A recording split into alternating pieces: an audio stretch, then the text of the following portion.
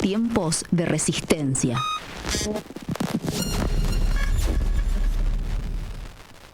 Buenas tardes. La sociedad argentina está enferma. Ustedes, los que nos escuchan habitualmente, saben que lo hemos dicho varias veces. La enfermó Macri, Alberto le dio apenas una aspirina y nunca se recuperó.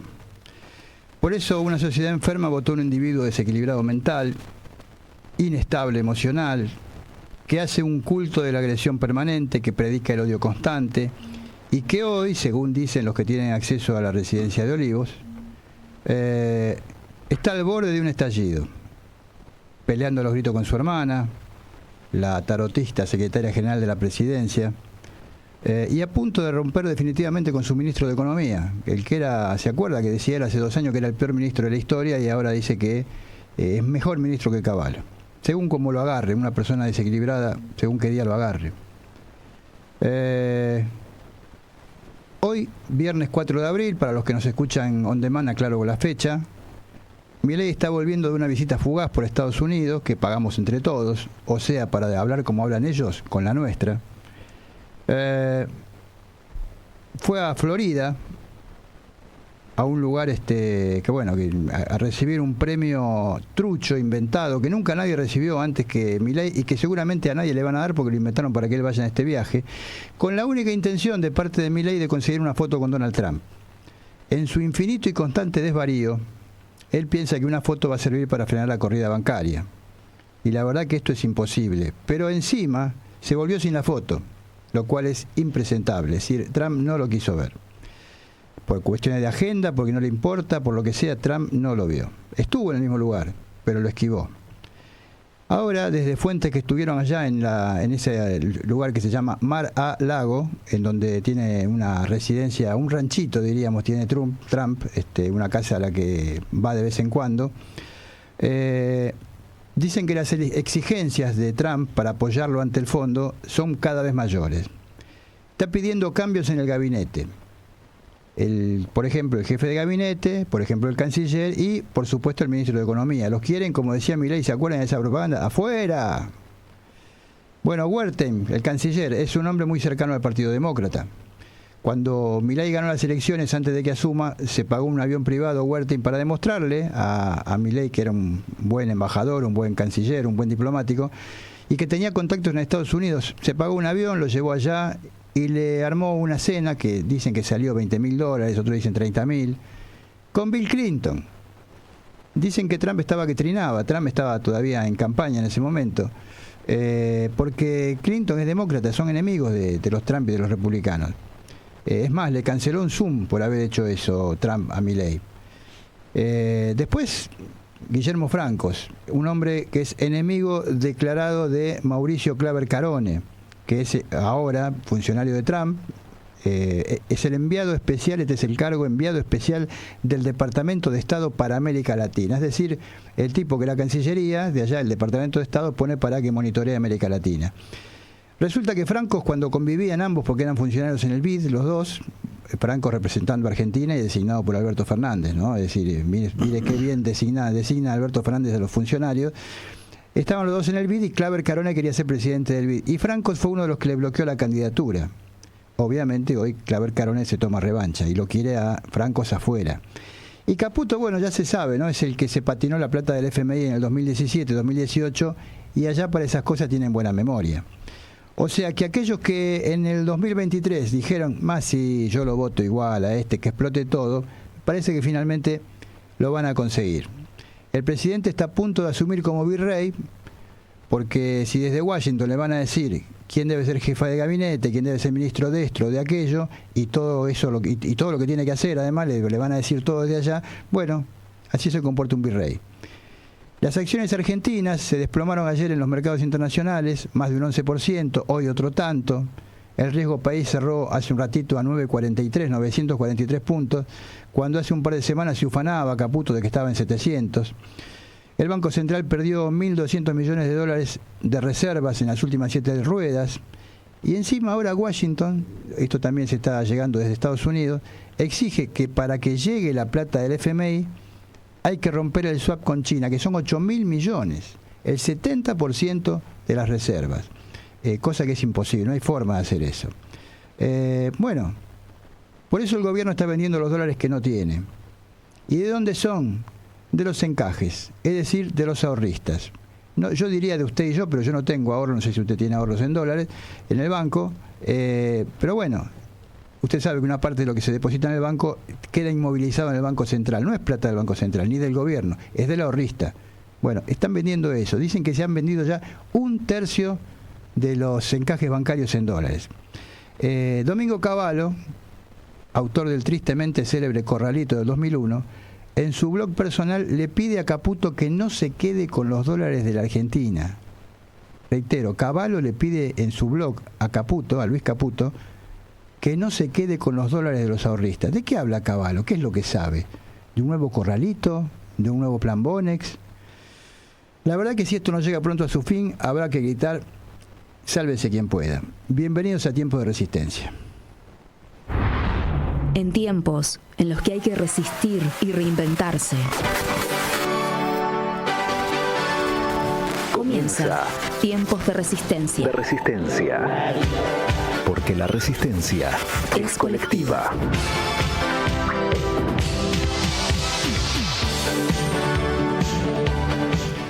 Bueno, ahora sí, buenas tardes para todos y todas y todes. Es viernes, como siempre, desde los estudios de Radio Con Aguante hacemos Tiempo de Resistencia. Saludamos a los que nos ven en directo y también a los muchos, que por lo general siempre son más, que nos ven on demand en otros días por el YouTube de la radio. Así que bueno, saludamos a la gente del equipo. Estamos con un equipo reducido, hoy somos 3 nada más. Miguel Calabozo, ¿cómo te va? ¿Cómo andás? Bien, construyendo un refugio. Atómico. Porque esto cuando va a explotar... Y encima en un contexto internacional, no es que va a explotar solo acá. No es que es solamente acá. Por ahí tenía la cantidad de miles de millones de dólares que perdieron los megamillonarios como el dueño de Facebook, como el dueño de Amazon, como Elon Musk mismo. Es tremendo, 18.000 millones de dólares uno, 19.000 el otro, millones de dólares.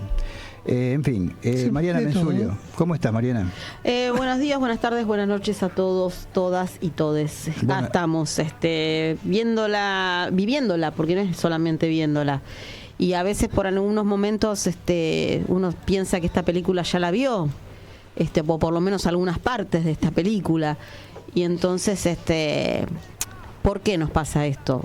Siempre. Porque somos el único animal que tropieza 2 veces con la misma, o más. Nosotros ya a esta altura somos más.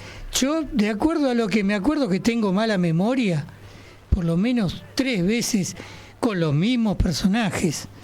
Ese es el problema, que siempre son los mismos personajes. ¿Vos estás insinuando que, por ejemplo, Sturzenegger estuvo antes en otra crisis como esta? Estoy afirmando. En la de Martina Dios no estuvo, pero estuvo el padre. No estuvo Federico, pero estuvo Adolfo. Y él estuvo en el megacanje.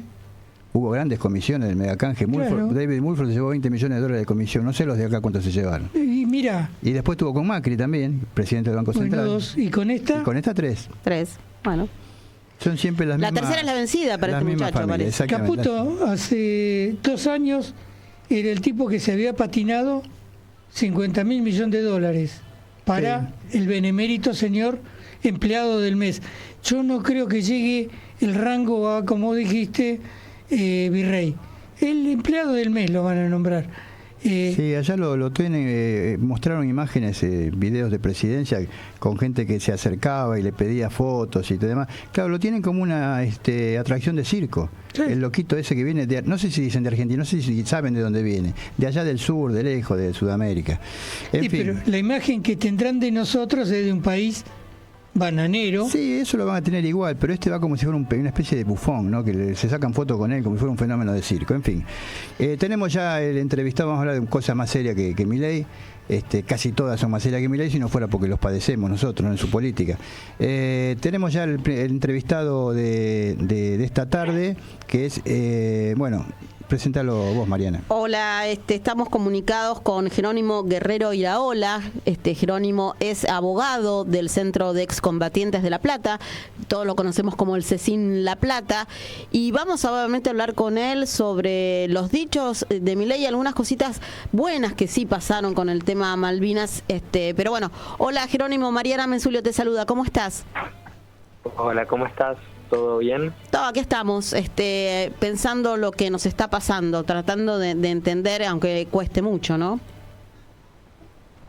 Sí, bueno, son días difíciles, un escenario difícil. Realmente lo que propone el presidente Milei es todo el tiempo una avanzada sobre nuestros derechos, sobre la soberanía nacional, y obviamente eso nos debe poner sobre aviso de la gravedad institucional a la que estamos sometidos a diario, ¿no? Entonces, el 2 de abril escuchábamos y conocíamos el discurso oficial con motivo del acto del 2 de abril, y obviamente encendió todas nuestras luces de alarma, porque entendemos que no solo ha incurrido en un delito al decir lo que dijo, sino que además hay una enorme responsabilidad en orden al normal y deseable ejercicio de su función en tanto presidente.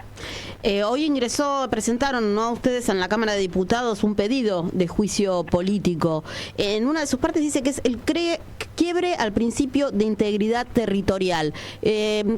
¿Cómo sería la explicación un poquito más en criollo de eso? Yo lo voy a explicar bien fácil y de una forma muy didáctica.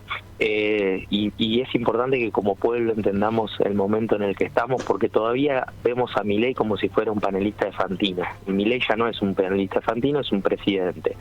Dentro de las funciones estatales hay determinados funcionarios que tienen un rango y un rol muy puntual, que en el derecho internacional se conoce como plenipotenciario. Parece una palabra difícil, pero es bien fácil. El plenipotenciario es un funcionario o persona que por su rol, su función y sus atribuciones obliga al Estado frente a la comunidad internacional. ¿Qué quiere decir esto? Que cuando habla está hablando en nombre del Estado, y la comunidad internacional, que para explicarlo bien fácil es el conjunto de otros estados u organismos multilaterales, digamos, al recibir ese mensaje pueden actuar u obrar en consecuencia. Bueno, hay una doctrina, una teoría en el derecho internacional público que se llama la teoría de los actos propios, o Stoppel, así como el stopper en fútbol, pero con L final, es el Stoppel. ¿Qué nos dice la doctrina de los actos propios o el Stoppel? Nos dice que cuando un plenipotenciario, es decir, un Estado, habla ante la comunidad internacional y al hablar genera algún derecho en beneficio de un tercero, que en este caso es otro Estado, y ese tercero hace alguna acción o emprende alguna acción en función de lo que dijo ese funcionario, lo que dijo ese Estado, consolidando la posición del derecho, bueno, después el Estado que dijo esa cosa inicial no puede desdecirse. Concretamente, si Milei dice que hay que darles o reconocerles el principio de autodeterminación a los isleños, y el Reino Unido el día de mañana viene y dice, a ver, Milei plenipotenciario, la República Argentina me está diciendo que a partir de ahora hay que tratar de que voten para ser argentinos, bueno, lo dijo el presidente, lo dijo el Estado. Yo alego entonces que el reclamo histórico de la soberanía argentina no es tal porque hay un cambio de posición que va en línea con lo que yo estoy diciendo. Bueno, vos me dirás, ¿es muy forzado esto? No, en la historia hay muchísimos casos. Hay un caso entre Noruega y Dinamarca en la que Noruega pierde el juicio internacional ante Dinamarca por la soberanía de Groenlandia, producto de lo que había dicho un funcionario noruego frente a la comunidad internacional en una conferencia de prensa. Lo mismo pasó con un caso de Francia, en el que Francia expresó que no iba a hacer más pruebas nucleares en una isla, y se presentaron desde el Estado y dijeron, che, Francia lo dijo en una conferencia de prensa. Bueno, se han ganado juicios internacionales, casos internacionales, producto de este tipo de manifestaciones. Entonces, lo que es importante entender es que lo que hizo Milei el otro día, primero, que no es un hecho aislado, es el producto de un plan sistemático de entrega de la soberanía que viene llevando adelante desde el 10 de diciembre de 2023, y que este acto quiebra el principio de integridad territorial, que se hizo eco ni más ni menos que del principal argumento que está sosteniendo el Reino Unido. Yo lo voy a explicar de esta forma. El Reino Unido está deseando que los isleños puedan autodeterminarse, es decir, votar qué quieren ser, porque incluso al Reino Unido le conviene que los isleños de las Malvinas voten por ser un estado independiente y luego lo integran vía Commonwealth, así como está integrado Nueva Zelanda, así como está integrado Australia. Ya hubo un plebiscito que no reconoció Naciones Unidas ni nadie, promovido por los británicos. Bueno, hace 3-4 años ya hubo un plebiscito en los que se pronunciaron que querían ser británicos, porque son una población implantada. Ellos son ciudadanos de la potencia usurpadora, no son ciudadanos autóctonos de las islas. Lo que estás diciendo es tal cual. A ver, el principio de autodeterminación de los pueblos es un principio que nosotros tenemos que defender con la vida, pero no para el caso Malvinas, porque es un principio que está profundamente ligado a la promoción y protección de los derechos humanos a partir de la resolución 1514 de Naciones Unidas, y es un principio que costó muchísima sangre. Está pensado para los pueblos de África, sojuzgados por el colonialismo británico, por el colonialismo español, por el colonialismo holandés, por el colonialismo portugués, por el colonialismo francés.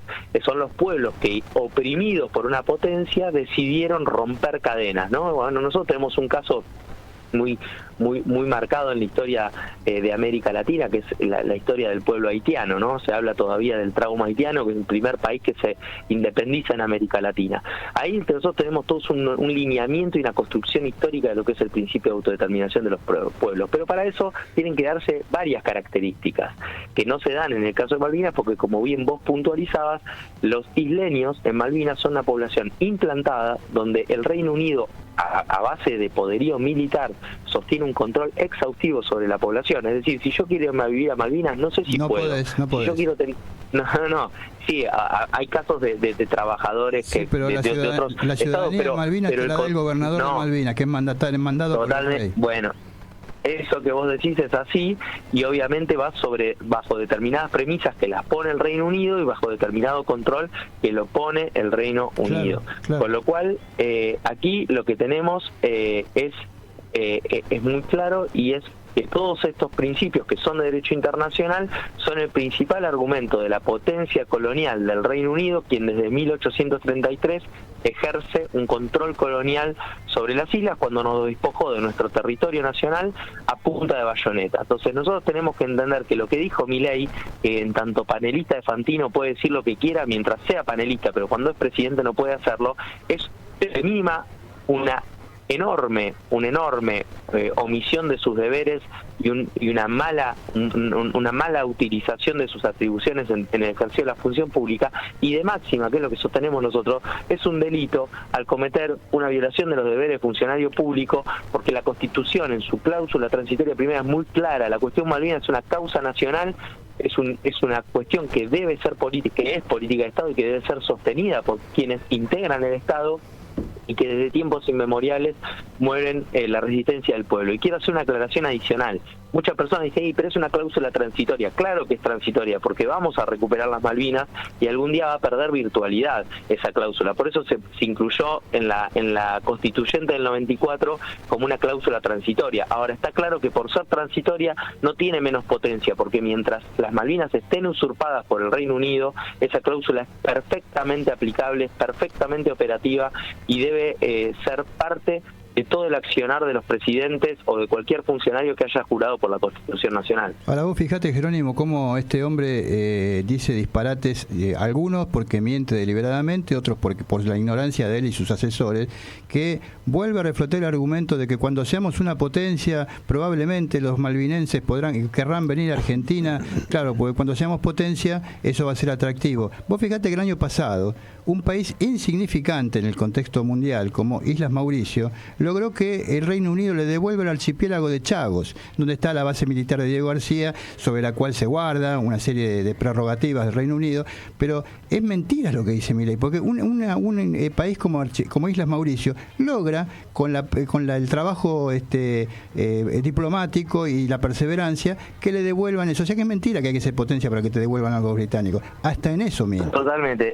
Totalmente, estoy leyendo La Última Colonia, el libro que relata esa experiencia, lo tengo en mi mesa de luz, un libro fascinante, y como vos bien decís, la diplomacia sirve un montón. De hecho, la resolución 2065 de Naciones Unidas es el producto del alegato de José María Ruda, entonces canciller de Ilia, que el otro día lo estaba repasando. Hay que volver a esas piezas cada tanto porque la verdad es que son una maravilla, y uno a veces en la locura de las redes sociales y de la información en grajeas pareciera que no vuelve a los textos clásicos. No, el alegato Ruda, y yo soy peronista y estoy hablando y digamos poniendo en alto una gestión de un gobierno radical, porque Claro, cuando la política de Estado es buena, claro, cuando la política de Estado es buena y es consistente y es contundente, la verdad es que pasa a ser una política de todos, no importa la bandera política. Y además, José María Ruda, ¿qué culpa tiene Ilia de lo que están haciendo ahora muchos radicales, no? O sea, que no tiene nada que ver con el radicalismo. Por eso, el entonces canciller José María Ruda pronuncia un alegato que es una maravilla, que da cuenta de las razones históricas, geográficas, políticas, jurídicas, por las cuales la posición argentina, digamos, tiene el peso de la razón sobre su espalda. Al peso de la razón de la República Argentina, el Reino Unido le ha opuesto el peso de la fuerza. Digamos, hoy tienen las Malvinas porque han instalado la base militar más grande de la OTAN en el Cono Sur, en nuestro propio territorio, y que nos amenazan con misiles tierra a tierra y con aviones caza militares que pueden poblar que pueden sobrevolar cualquier lugar de la República Argentina en menos de una hora. Entonces, ahí no es la fuerza del derecho, ahí es la fuerza de las bestias, es la fuerza militar la que está operando. Y la verdad es que quería no hacer una aclaración en vano, pero muchas veces nos parece, y también tiene que ver con esta lógica en la que consumimos las cuestiones en redes sociales y siempre estamos como con la lógica de la novedad y la tendencia.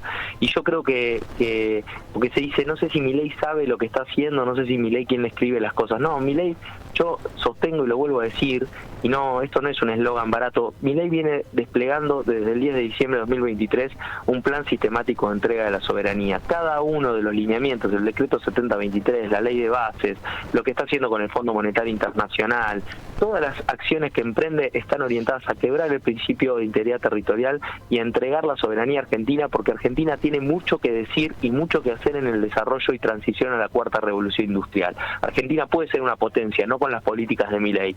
Yo creo que el 2 de abril Milei le habló a sus financistas. Le estaba hablando a aquellos que le están sosteniendo este experimento global para quebrar la base de sostenimiento soberano de un Estado que puede decir cómo va a ser la transición a la cuarta revolución industrial. Milei no le estaba hablando a los argentinos, no le estaba hablando a los excombatientes, no le está hablando a los familiares que tienen algún soldado caído en las islas. Milei le estaba hablando a los Elon Musk, a todos los nuevos oligarcas globales que en esta transición, en términos económicos, en términos políticos, en términos jurídicos, vienen marcando el pulso del siglo XXI. Y me parece que esto hay que ponerlo de resalto, porque si no pareciera que es una persona que no está en sus cabales cometiendo exabruptos o provocaciones, y me parece que si logramos leer desde el dron las políticas y acciones de Milei y entendiendo, porque yo no creo que no sepa que lo que dice tiene efectos, me parece que lo sabe muy bien, y me parece que el mensaje o el metamensaje de lo que Milei dijo el 2 de abril al poner en el centro de la escena el principio de autodeterminación de los isleños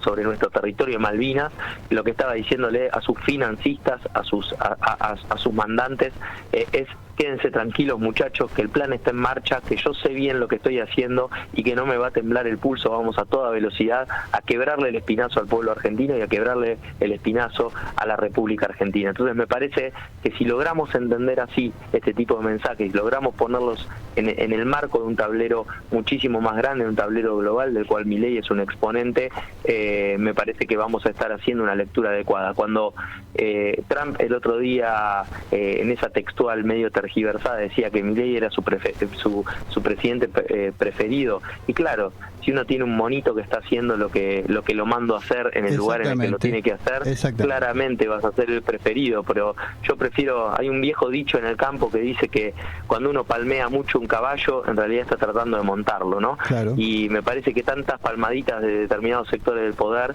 tienen que ver con las verdaderas intenciones del poder global, del centro del poder global, para con nuestro pueblo. Y además, Jerónimo, ya cerrando la nota, te recuerdo que el Reino Unido está construyendo un nuevo puerto de aguas profundas en Malvinas y está llevando soldados para hacer maniobras militares que antes no hacía, y desde el mundo diplomático se sospecha que todo eso es para reforzar su posición ahí y desde ahí reclamar cuestiones que tienen que ver con la soberanía en el sector antártico, en el cual tenemos un serio problema con el Reino Unido. Desde ahí ellos pueden reclamar cosas. Así que esto excede lo de Malvinas. Creo yo que el tema del juicio político me parece que sería muy adecuado. Se le debería haber hecho juicio político ya por varias cuestiones, con el decreto 7023 haber intentado modificar la Constitución por un decreto, por cómo se llevó puesto todo, por designar jueces en la Corte por decreto, pero creo que esto ya es el colmo y me parece que está por muy bien. Por la estafa Ponzi, no nos olvidemos de la estafa Ponzi. Claro, el caso Libra. No. Sí. Sin contar que el dólar barato que están sosteniendo, rifando dólares que ya a esta altura son de los ahorristas, porque están vendiendo los encajes, eso también es una estafa Ponzi, que salta como cualquier estafa Ponzi cuando la gente quiere salir y se provoca una corrida. Sí, por todo eso y por lo de Malvinas, que ya sería la frutilla del postre, ¿no? Así es. Pienso lo mismo que vos. Bueno, desde acá nuestro reconocimiento a los excombatientes, de los que vos sos abogado, que no tuvieron la posibilidad, muchos de ellos, de entrar al acto el otro día, porque se entraba con invitación y se ve que no eran bienvenidos. Un año antes sí, esos mismos fueron bienvenidos, se ve que eran de un sector que iba a aplaudirlo, pero este año ya les tienen miedo hasta esos. Así que desde acá nuestro abrazo a toda la gente, no solo a la de La Plata, en la que vos estás vinculado legalmente, sino a todos los excombatientes que merecen nuestro respeto. Así que te agradecemos mucho la nota, Jerónimo, y bueno, será hasta la próxima. Gracias. Un abrazo inmenso. Gracias. Bueno, era Jerónimo Guerrero Iraola, abogado del Centro de Excombatientes de La Plata, el CECIM de La Plata, uno de los centros de excombatientes más activos, digamos, en el reclamo, no solo de ellos, sino en el tema Malvinas, ¿no? Sí, ellos están, son los principales querellantes en la causa por torturas en las islas por parte de los propios militares, los suboficiales. Bueno, hicieron una presentación, después vamos a hablar un poquito más profundamente de eso, pero bueno, sí, él es el que ella escribió un libro que se llama Tecnologías de la Impunidad, cómo la dictadura intentó ocultar los crímenes cometidos durante la Guerra de Malvinas, en conjunto con la gente de la Universidad de La Plata, de donde es egresado él de abogacía. Así que sí, es una persona que está muy emparentada y como vos decís, con un centro de excombatientes que es muy fuerte. Su presidente en su momento, Ernesto Alonso, era el presidente de la comisión que funcionaba en la Cancillería. Así que bueno, recordar, en realidad íbamos a hablar para recordar la gesta de Malvinas con él, y terminó siendo esto que ha pasado con estas palabras desafortunadas e inconstitucionales. Sí, casi una traición a la patria la que hace el presidente. Está denunciado por traición a la patria. El Consejo, ya te digo, la Confederación de Combatientes de Malvinas lo denunció ayer mismo por traición a la patria. Sí. Lo que íbamos a hablar está superado por la actualidad, ¿no? O sea, las consecuencias de Malvinas también son estas. Esto es lo que está ocurriendo, ¿no? Sí, y vamos a ver si ojalá prospere el tema del juicio político. Yo lo veo complicado por cómo está hasta ahora la composición de las cámaras en el Congreso, pero me parece que mientras el gobierno pueda seguir sobornando a la clase media con el dólar barato, porque esto es un soborno a la clase media, el dólar barato, por un lado mantienen pisada la inflación porque no hay consumo, porque nadie tiene plata en el bolsillo para comprar nada, que igual se le está disparando ya. Los huevos aumentaron el 40%. Todo, terrible lo de los huevos. Todo. Una Hoy cosa... fui a comprar un dentífrico, 8.000 mangos. Sí. De lo más barato, ¿no? Sí, Colgate claro. barato. Sí, porque ya se les desmadró, pero esa era la estrategia, mantener el dólar pisado para que no suban los precios. Sí, pero mantenerlo pisado hasta octubre. Hasta las elecciones, exactamente. Se les está yendo de las manos. Se le está complicando. No llegan a octubre. La carne también subió, todo subió, la lechuga, las verduras, todo. Ni hablar la ropa, la medicina prepaga, todo sube. Por eso digo, mientras tengan a la clase media sobornada, coimeándola con el dólar barato, porque sienten que porque se van realmente, se van a Brasil de vacaciones, se fueron a Miami, se van a Chile, van a comprar de todo. Mientras tengan sobornada con eso, bueno, un sector grande de la población va a estar apoyando. Ahora, el problema es que con la política económica de Milei ese sector cada vez más chico. Él mismo se está liquidando económicamente a aquellos que lo apoyan, sobornados por el dólar barato. En fin, Guille, si tenés por ahí la cortina de las noticias, las 5 noticias, vamos con eso entonces.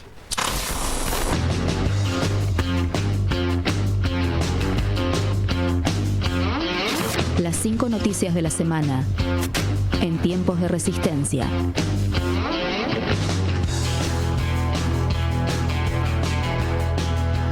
Otro ataque del gobierno a la memoria, la verdad y la justicia. Con la excusa de una auditoría, el Ministerio de Justicia ordenó frenar todas las transferencias de dinero y así desfinanciar al ente Espacio por la Memoria, que administra el funcionamiento del emblemático predio de la ex ESMA. El supuesto análisis contable impide el pago de sueldos y frena las actividades. Se trata de una decisión ilegal, ya que las partidas presupuestarias al ente están garantizadas por la ley que lo creó en 2007. Una inflación dibujada que determina una baja de pobreza dibujada. La tasa de pobreza registró, según fuentes oficiales, una fuerte caída en el segundo semestre de 2024, pero la información celebrada por el gobierno es solo una foto parcial de una situación social dramática. Algunos expertos cuestionan ciertos aspectos de la metodología de medición de la pobreza por ingresos, entre ellos la utilización de canastas de consumo desactualizadas respecto del peso que hoy tienen en los hogares los gastos de servicios públicos y transporte. Un reclamo de soberanía cipayo. A 43 años de la Guerra de Malvinas, el presidente Javier Milei dijo que en lugar de sostener el reclamo de soberanía, Argentina tiene que ser un país próspero y que de esa manera los habitantes ingleses de las islas quieran votarnos y ser argentinos. El discurso de Milei por el Día del Veterano y de los Caídos en la Guerra de Malvinas dejó una fuerte tensión discursiva. Por un lado, ratificó el reclamo argentino, pero por otro, apeló a la teoría británica de la autodeterminación, según la cual son los Kerpers quienes deben decidir su estatus político, una postura que Argentina históricamente rechazó. Artículo 99, inciso 4 de la Constitución Nacional. En un gesto de absoluta falta de inconstitucionalidad democrática, el Gobierno Nacional emitió un comunicado oficial donde repudió la decisión del Senado de rechazar los pliegos de designación de Ariel Lijo y Manuel García Marcilla, a quienes Milei nombró por decreto como jueces de la Corte Suprema de la Nación. El gobierno considera que la negativa se fundamenta en intereses políticos y no en la idoneidad de los candidatos. El artículo 99, inciso 4 de la Constitución, marca el sistema de designación de jueces. La generación sub-30 duplica la tasa de desempleo. Los últimos datos del mercado laboral ratifican una tendencia que preocupa. El desempleo en la juventud se mantiene en niveles que duplican la tasa general y configuran una realidad donde el 70% trabaja en la informalidad y el 60% es pobre. Aguante, vigor, fuerza, fortaleza, entereza, potencia. Tiempos de resistencia. Porque resistir es reinventarse.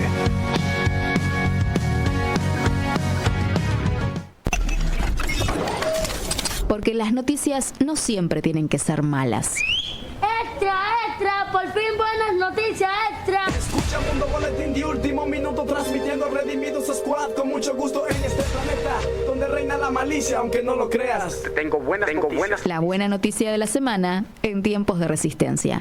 Yo tengo más buenas noticias para ti. Yo tengo buenas noticias para ti. Bueno, la buena noticia de la semana llega de la mano de la causa Malvinas.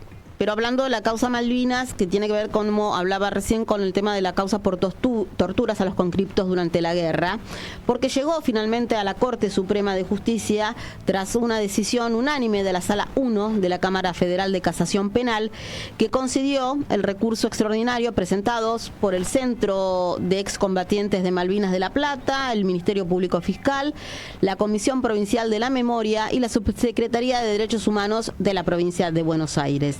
Así, la Corte quedó habilitada para resolver un reclamo para que se declaren imprescriptibles las torturas, tratos crueles, inhumanos y degradantes que sufrieron los conscriptos en la Guerra de Malvinas. Así que la Corte Suprema va a tener que resolver sobre esto. Esta causa se inició en el 2007 y a la fecha hay más de 200 excombatientes que declararon como víctimas o testigos y más de 100 militares que se encuentran imputados por haber cometido actos de violencia violencia contra ellos.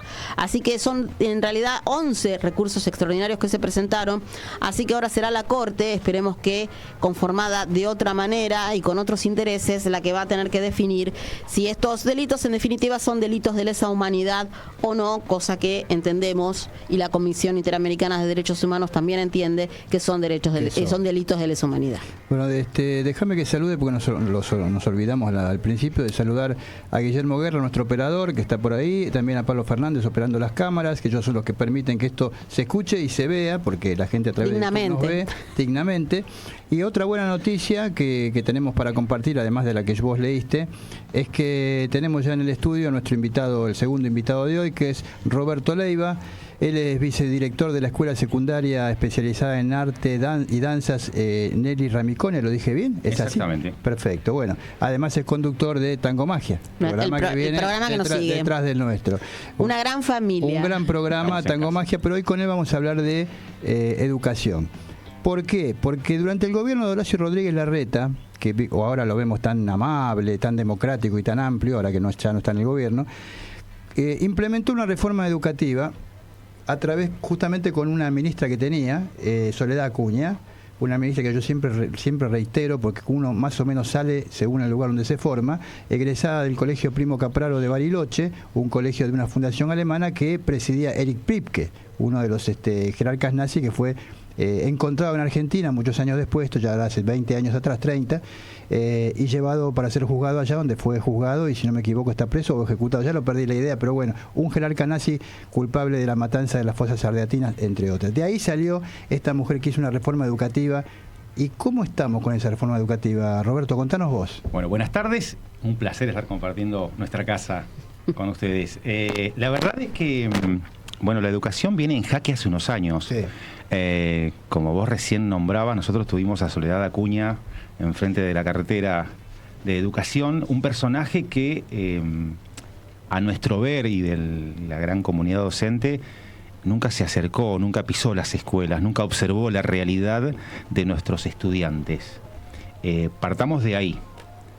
Sucedieron un montón de cosas en el medio, ahora estamos frente a otra reforma educativa porque ahora se viene el Buenos Aires Aprende, que estamos de alguna manera viviendo la misma realidad, porque no hay una consulta permanente a los especialistas en educación.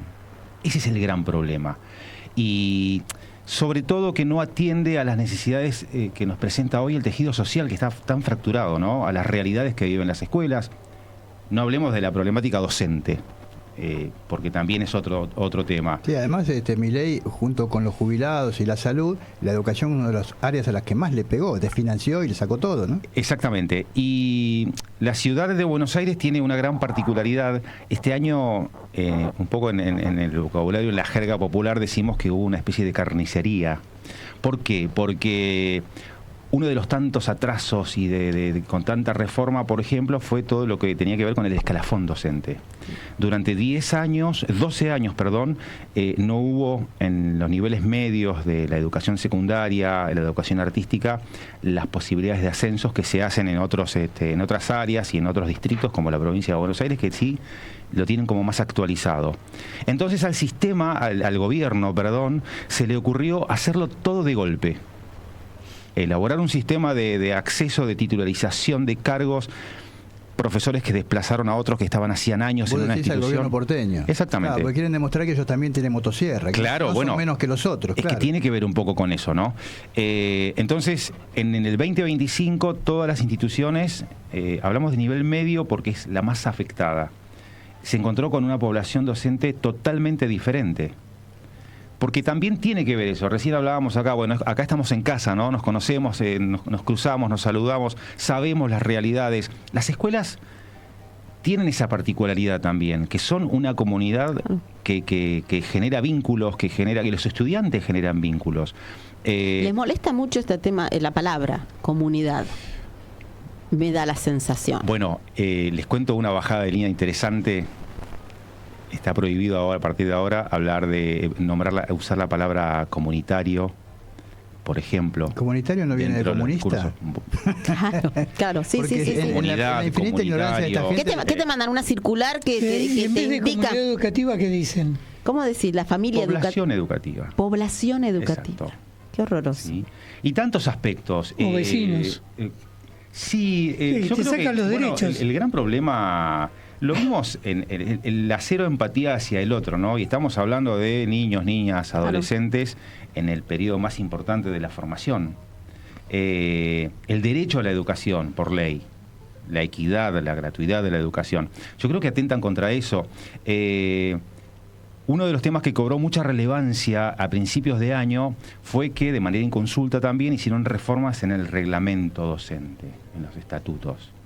Y hubo un artículo particular que me lleva un poco a pensar lo que sucedió, por ejemplo, en el último discurso de nuestro presidente con respecto a los caídos en Malvinas, del Día del Veterano, donde lo que menos hizo fue rendir homenaje, conmemorar y preservar, ¿no?, a los excombatientes. Lo mismo está pasando un poco en la educación.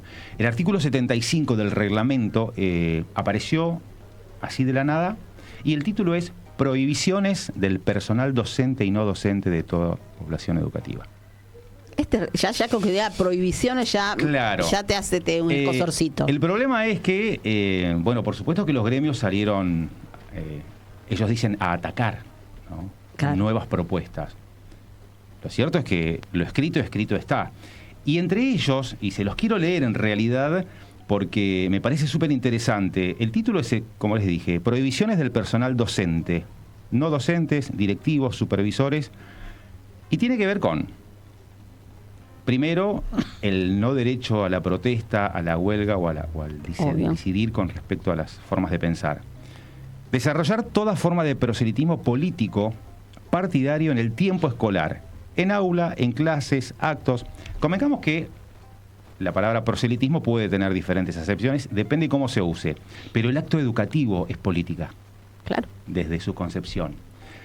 Y continúa en realidad. ¿En qué momentos? En actos, en conmemoraciones, en cualquier fecha del calendario nacional que pueda inducir o usarse como excusa para debatir. Adoctrinar. Exacto. Cuestionar. Es adoctrinar. Adoctrinar, es la palabra Es que la ellos palabra. lo que la palabra de Milei, usan la educación para adoctrinar. Claro. Pero eso es lo que quieren instalar en el colectivo popular. Claro, ¿No? que Tiene hace ver eso con en las eso. escuelas. Y esto sigue en realidad, porque también en el artículo dice lo siguiente: expresar durante el desarrollo de las clases opiniones o adoptar conductas que puedan incidir en los menores, en los temas que tienen que ver con religión, sexualidad, género, etnia. Etnia. Y a mí me lleva a pensar muchas cosas. Yo no sé si ustedes recuerdan hace unos meses atrás, unas semanas atrás, creo que fue, no fue Esper, ahí se me fue el nombre ahora, que hizo este comentario de la musiquita del norte, esta musiquita que no nos correspondía. Pichetto con el charango. Con el charango, exacto. Ahí está. Claro, yo no sé si ellos, los gobernantes que tenemos en este momento, se consideran una raza superior. No sé si pasa ahí, pero me lleva a pensar que sí, ¿no? Porque hasta desconocen... Desconocen, a ver, la población. Usemos la palabra que ellos quieren. Las poblaciones de las escuelas públicas. Que varían, obviamente, cada distrito varía. Al bueno de Pichetto habría que preguntarle, ¿usted sabe quién encabezó el primer gobierno patrio? Te voy a decir, sí, Cornelio, ¿sabe? ¿Usted sabe que era boliviano? Es que no lo debe saber eso. Es que no lo sabe. Pero, a ver, era nacido en el Alto Perú, hoy Bolivia, una ciudad, no me acuerdo el nombre, del pueblo donde nació, era del Alto Perú, era boliviano, hoy sería boliviano. Entonces, te mezclan todo y usan cualquier argumento para entramparte y prohibirte educar como se debe, que de una manera libre. No, y aparte, los debates que se dan supuestamente muchas veces en las escuelas, porque los chicos piensan, ¿no? Y abren muchas veces... subestimando... Claro. Vieron que, por ejemplo, también prohibieron ahora los centros de estudiantes dentro de las cárceles. Sí. Claro. En Devoto hubo este fin de semana una... Motín. No fue motín, pero... porque era, digamos, de ventanas para afuera, no era para adentro, pero era un reclamo. En las escuelas nos está sucediendo lo mismo, porque no olvidemos que nosotros tenemos en nuestro país colegios que son muy fuertes políticamente, y está buenísimo que así sea. No sé, por ejemplo, el Carlos Pellegrini, el Nacional de Buenos Aires. Claro. Tenemos aquí muy cerquita el Mariano Moreno también, que suelen ser colegios de gran población y que tienen centros estudiantes muy fuertes. Nosotros en nuestra escuela, yo la ESEAN Danzas número 1 es una de las pocas escuelas que tiene la ciudad con orientación artística. Los estudiantes realizan el trayecto de bachiller en el turno mañana y a la tarde la especialidad. Son 4 las especialidades: danza clásica y contemporánea, folclore y tango. Son de las pocas y que el gobierno anterior las quería borrar. Claro, diría más que ¿para qué vamos a gastar plata en eso? Estudien arte, por sentido, favor, ¿con qué sentido? Claro. ¿De qué van a vivir? ¿Cuál es la producción de esta gente? Claro. ¿no? Dedíquense a algo útil. Claro, la cultura es inútil. Y a lo que voy es que nos encontramos con propuestas de los centros de estudiantes que son tremendamente genuinas y válidas. Y hablamos de pibes y pibas de 17, 18 años, y les digo que de menor edad también. Pibes con 14, 15 años ya con ideas claras y con ganas de gestionar, porque la política es eso, tiene que ver con la gestión. Y aparte de ser cosas que tengan que ver con el otro, ¿no? Más que, porque todo el mundo lo piensa desde la parte de política partidaria, y hacer política no es solamente hacer política partidaria. No es proselitismo. Que un compañero esté mejor, exactamente, que tenga una mejor vida y ayudarlo para que tenga mejores cosas, no es hacer política partidaria, claro, es empatía. Es empatía. Nada más. Ahora, yo lo estoy viendo como que es algo que decanta, ¿no?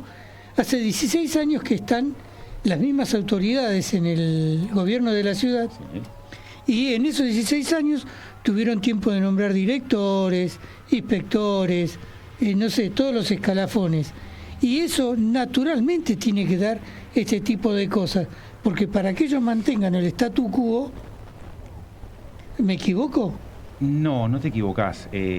Lo que sucede en realidad es que gracias a esto que te digo de los centros de estudiantes y de las formas de pensar, es la contradicción que ellos mismos se generan. Bueno, lógico. Porque no están entendiendo el tejido social, no están entendiendo las necesidades de la población. ¿Les interesa?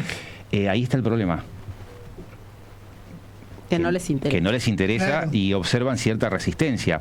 Quería terminar esto con los centros de estudiantes, que por ejemplo, que nosotros desde las conducciones de los colegios tenemos que estar muy atentos al tema que les da miedo a ellos de las asambleas estudiantiles. Como lugar de compartir. Claro. Que para las conducciones está bueno que haya movimiento, ¿no? Pero a ellos les da miedo. Porque el sinónimo de asamblea, ¿qué significa? Sí, que hay participación, hay democracia, participación, hay discusión, democracia, discusión, cosa que ellos revolución, detestan. Digo, ¿no? De ideas, de conceptos, de forma de pensar. Entonces, las realidades de las escuelas está muy compleja desde ese lugar.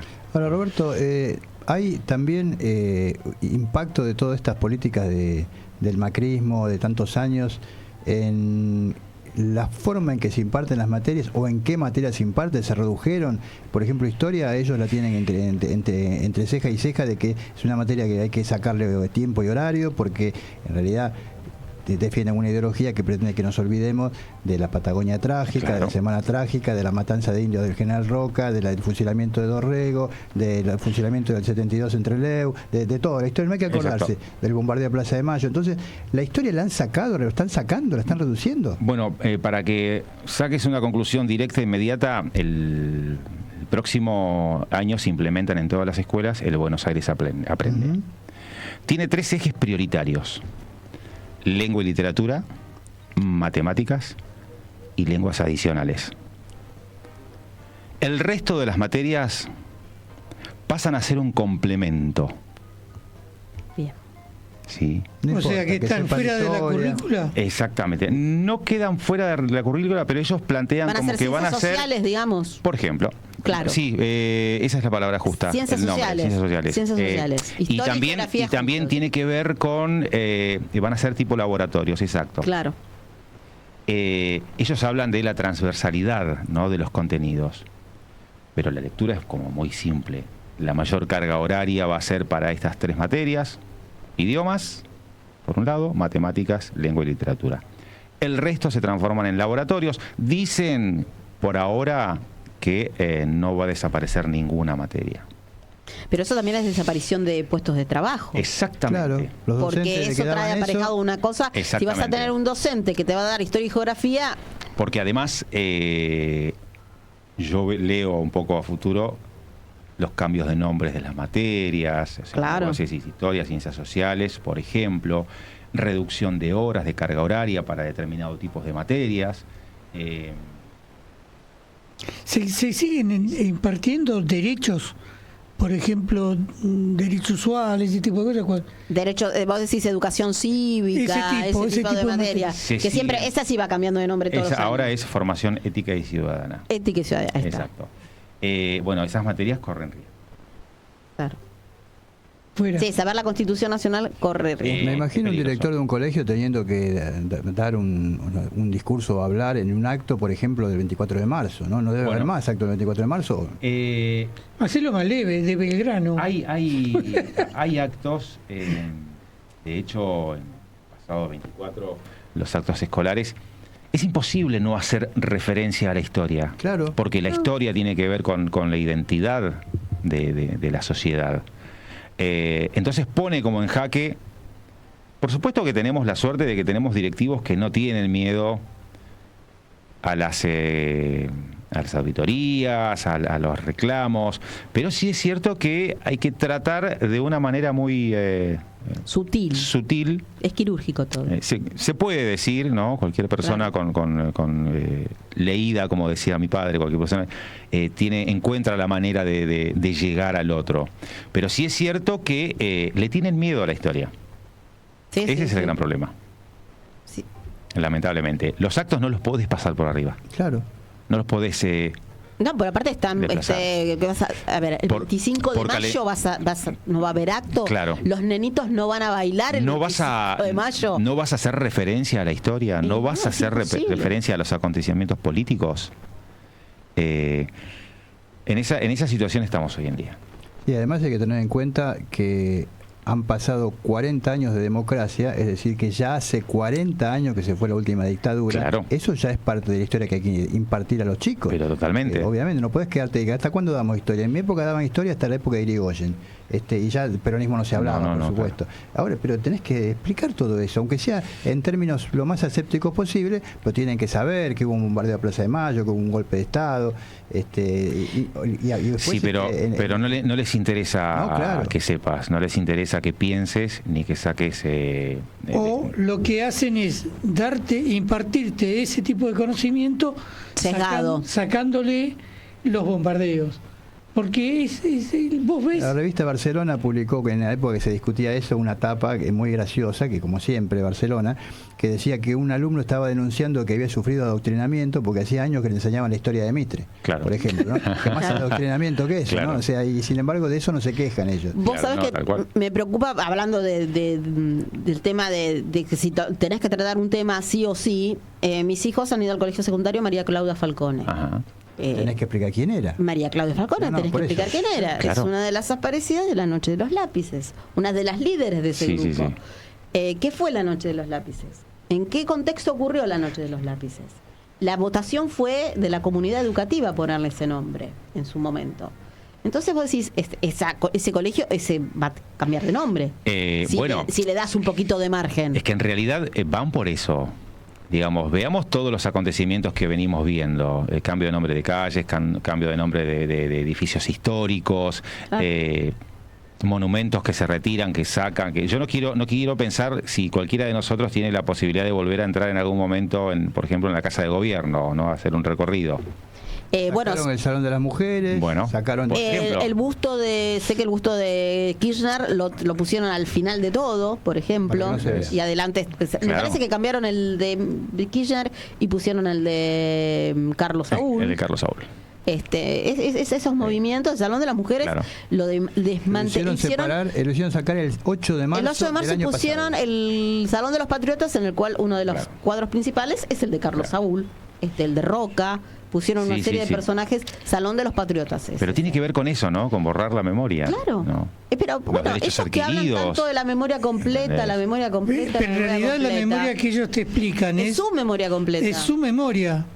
Nosotros, Roberto decía que en su tiempo, a mí me enseñaban que había un tirano muerto y un tirano prófugo. El tirano muerto era Rosas y el tirano prófugo era Perón. Claro. O sea, Y tenían una materia lindísima que se llamaba Educación Democrática, Claro, donde te claro, enseñaban en pleno a distinguir entre el pueblo y la masa. Claro. La masa se deja manejar por el demagogo, Sí, claro. y se transforma, Civilización y barbarie. se transforma en No hay turco. otra Sí, sí. Y definición. es antidemocrático porque el tirano no respeta, el demagogo no respeta a las minorías. Sarmiento, O sea, el gran educador que entró Claro. a la Argentina con Urquiza. Ay, yo con tengo una dicotomía tan grande ahí. Yo no- por ejemplo, el tema de cantar en los actos, el himno a Sarmiento. Bueno, A mí me hace mucho ruido. Yo iba a los actos escolares, me negaba a cantar. claro. Y siento que uno se lo aprendió de memoria. Lo ¿no? que sucede también, y vos sabés que a veces molesta en algunos sectores, cuando vos hablás de la verdadera historia de lo que fue Sarmiento. A mí me toca muy de cerca, porque yo soy patagónico. Claro. Y si hubiera sido por Sarmiento, No serías argentino. no sería argentino. Y la gente no lo observa y la gente no se detiene. Y he tenido discusiones con algunos colegas a veces que me dicen, no, bueno, pero Sarmiento hizo cosas muy buenas. Sí. Sí, por supuesto, pero no podemos dejar de lado que para Sarmiento los indios, los aborígenes, los pueblos originarios, Aunque los gauchos. había que erradicarlos. Y los gauchos, había Aunque que los eliminar gauchos. los gauchos. Bueno es el gaucho muerto. Exacto, que había que eliminarlos. Hay que lavar por el suelo ejemplo. argentino con la sangre de los gauchos, decía. Entre otras cosas. Hay uno de los libros que hace una descripción de que él decía de que había que matar, habló de Sarmiento, ¿no? Hasta el más pequeño, porque traen en la sangre el resentimiento de ser la peor escoria. Sí. Por eso es civilización y barbarie. Está bueno leerlo, ese artículo, porque... Sí, es verdad lo de Sarmiento. Aparte dicen que era un excelente, que era fascinante ver los debates, cómo el tipo defendía sus ideas en el Senado, cuando fue También. senador y todo. Claro. Por eso estamos hablando, ¿quieren la historia completa? Bueno, Sí, digamos la historia digamos la completa. historia completa. Digamos Claro. la completa en serio, no la completud de ellos. Y ¿no? esa parte de la historia de Sarmiento fue borrada de los libros de historia en su gran parte. O sea, nosotros somos un poco de la misma generación. Recordemos los libros de historia que leíamos. Historia de Ibáñez, por La de ejemplo. Ibáñez, por Ibáñez, ejemplo, la de Ibáñez, claro. Y hay Yo gran parte que era bibliotecario, Astolfi, Ibáñez, también, todos sí, esos. Claro. Astolfi Sí. también. Vos agarrabas un libro, no sé, de José María Rosas y era un pecado. Claro. Hay varios, y Saldías. Todas, sí, la Claro. mayoría del secundario lo hicimos con Iván. Claro. Levene. Sí, terrible. Y hay Le parte- Bene. una historia resumida, escueta. Lo menos, con menos detalles posible. Exactamente. Cuando menos Exacto. detalles tenga, es mejor. Y yo creo que lo que ellos pretenden es que la historia de Malvinas, por ejemplo, sea eso, Exactamente. Claro. ¿no? Hay que olvidar todo. Claro. Un pueblo sin memoria se puede manejar fácilmente. Exactamente. Hechos puntuales, no películas, fotos. Exacto. Claro. Es eso. Sí. Ver parcializado todo. Y hay una parte interesante con respecto a esto, es que las generaciones van cambiando y vienen cambiando abruptamente. La juventud tiene otros accesos, ¿no? Otras problemáticas también. Entonces, siempre en las escuelas decimos que esto de rescatar la memoria tiene que ver con no perder la identidad. El problema es que observo yo en la juventud hay una bajada de línea tan grande con las redes hoy en día, por ejemplo, que la información es esa, escueta, simple Es como muy y sin instantánea, profundidad. ¿no? Exacto. Es Entonces demasiado. lo que queda es ese título nada más. Y no se chequea. Exacto. Lo vi en la cuenta de fulano que No, por puso Dios. tal cosa Sí, que... y vayamos a No, las cuentas de los gobernantes nuestros Claro, hoy día, los que están claro. en Terrible. barbaridades. Roberto, Barbaridades. yo te quiero agradecer que hayas venido. La educación es algo que nos preocupa mucho y vamos a seguir atentos a este tema. Por supuesto, cuando quieras venir, están las puertas abiertas. Nos avisás si venís para que podamos seguir lo que está pasando.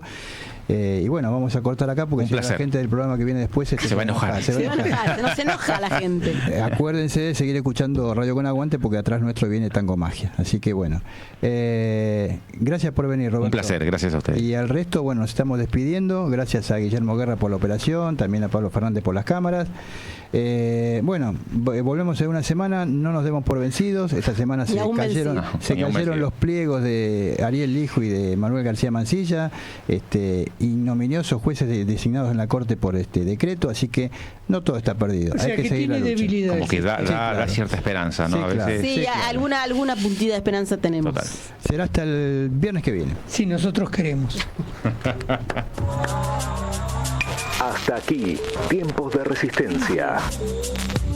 Nos encontramos el próximo viernes de 17 a 18. Tiempos de Resistencia. La resistencia es colectiva.